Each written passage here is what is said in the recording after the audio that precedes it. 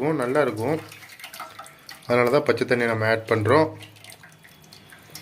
நம்மளுக்கு நூடுல்ஸ் கிட்டத்தட்ட ரெடி ஆகிடுச்சு. இனிமேலுக்கு நம்ம தாளிக்க வேண்டிய மட்டும்தான் பாக்கி. இப்போ அடுப்பு ஆன் பண்ணிக்கலாம். ஒரு வானல் வச்சுருக்கோம். எண்ணெய் ஒரு 2 கரண்டி கடலை எண்ணெய் ஊற்றிங்க.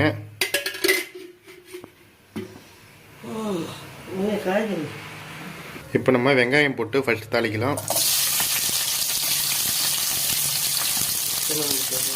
வெங்காயம் பச்சை மிளகா ஃபஸ்ட்டு போட்டிருக்கோம். நல்லா வதக்கிக்கிங்க.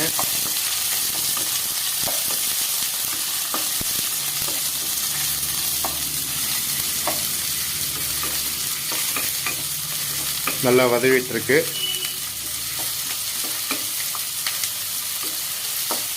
பாருங்கள், கலர் நல்லா சேஞ்ச் ஆகுது.